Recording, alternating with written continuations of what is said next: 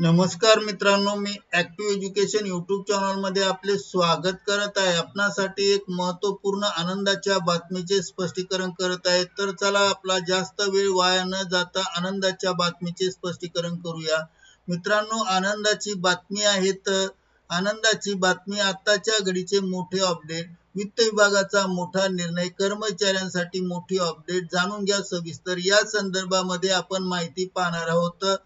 आनंदाची बातमी, आताच्या घडीचे मोठे अपडेट, वित्त विभागाचा मोठा निर्णय, कर्मचाऱ्यांसाठी मोठी अपडेट जाणून घ्या सविस्तर।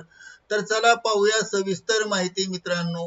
नमस्कार मित्रांनो, ऍक्टिव्ह एज्युकेशन यूट्यूब चॅनल मध्ये मनापासून हार्दिक स्वागत। आताच्या घडीची सर्वात मोठी आनंदाची बातमी, बातमीच्या संदर्भात वित्त विभागाचा मोठा निर्णय, कर्मचाऱ्यांसाठी मोठा निर्णय। वित्त विभागाने कर्मचाऱ्यांसाठी कोणता निर्णय घेतला आहे तर वित्त विभागाने राज्य कर्मचाऱ्यांसाठी सुरक्षित राष्ट्रीय पेन्शन योजनेचा मोठा निर्णय घेतला आहे। आता 50% निश्चित पेन्शन अधिक किमान 7,500 रुपये मिळणार। कोणाला किती लाभ मिळणार, शेवटची तारीख काय आहे, सविस्तर माहिती या व्हिडिओतून जाणून घेऊया। बातमी आनंदाची आहे, राज्य कर्मचाऱ्यांसाठी दिलासा देणारी बातमी आहे आणि वित्त विभागाचा हा मोठा निर्णय आहे। आता तुम्हाला 50% निश्चित पेन्शन मिळणार आहे। चला तर करूया सविस्तर ब्रेकिंग न्यूजचे स्पष्टीकरण करिता कोठे व्हिडिओ स्किप करू नका। गुड ब्रेकिंग न्यूजचे स्पष्टीकरण करण्या अगोदर सर्वप्रथम आपण ऍक्टिव्ह एज्युकेशन यूट्यूब चॅनलवर नवीन असाल तर चॅनलला सबस्क्राइब करा, बेल आयकॉनला प्रेस करा। अशाच प्रकारच्या अपडेटसाठी सर्वात आधी मिळतील। वित्त विभागाचा निर्णय काय आहे तर सरकारी कर्मचाऱ्यांसाठी सुधारित राष्ट्रीय पेन्शन योजना लागू करण्यात आली आहे। या संदर्भात वित्त विभागाने अधिकृत शासन निर्णय निर्गमित केला आहे। या योजनेत समाविष्ट होण्यासाठी तुम्हाला 31 डिसेंबर 2026 पर्यंत कार्यालय प्रमुखाकडे लेखी विकल्प सादर करावा लागणार आहे। ही शेवटची तारीख कृपया चुकू नका। कर्मचाऱ्यांना या निर्णयानुसार 5 लाभ प्राप्त होणार आहेत। तर कोणते 5 लाभ प्राप्त होणार आहेत, चला तर पाहू तुम्हाला कोणते 5 लाभ प्राप्त होणार आहेत। तर लाभ क्रमांक 1, 50% निश्चित पेन्शन। जे कर्मचारी 20 वर्षे किंवा त्यापेक्षा अधिक सेवा करतील त्या कर्मचाऱ्यांच्या वेळी अंतिम वेतनाच्या 50% निश्चित पेन्शन मिळणार आहेत। लाभ क्रमांक 2, अंतिम वेतनाची व्याख्या।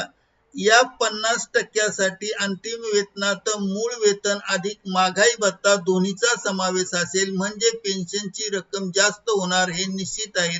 लाभ क्रमांक 3, 10 ते 20 वर्षे सेवा वाल्यांसाठी हा नियम आहे।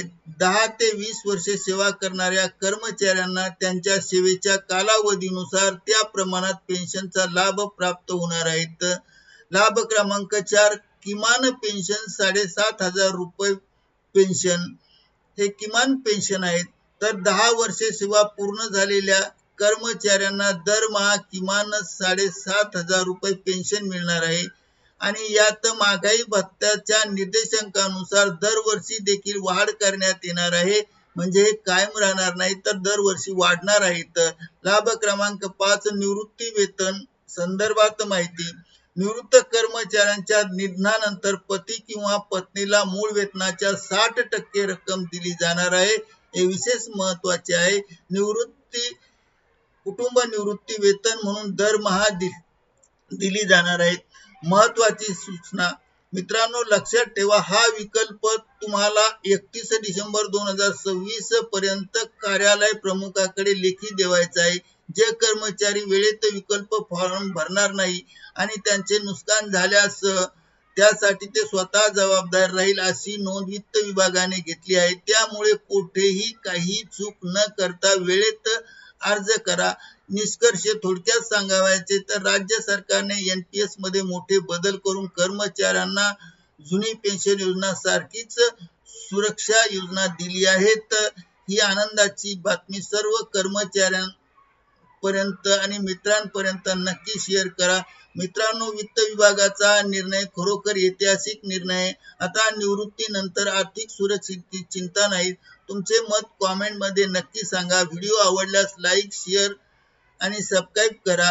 अशाच नवनवीन अपडेट्ससाठी मिळवण्यासाठी ऍक्टिव्ह एज्युकेशनला सबस्क्राईब करायला विसरू नका. पुन्हा भेटूया नवीन अपडेट्स नवीन व्हिडिओ मध्ये. तोपर्यंत निवांत राहा. धन्यवाद. Thank you very much.